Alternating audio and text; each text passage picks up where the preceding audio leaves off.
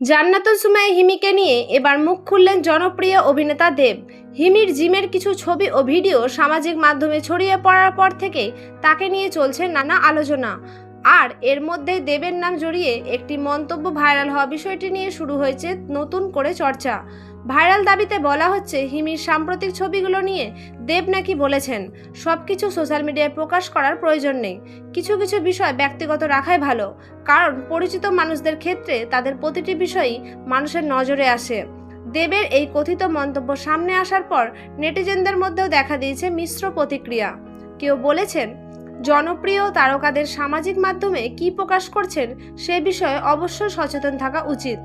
আবার অন্যদের মতে, একজন মানুষ নিজের ছবি বা ব্যক্তিগত মুহূর্ত শেয়ার করবেন কিনা সেটি সম্পূর্ণ তার নিজের সিদ্ধান্ত।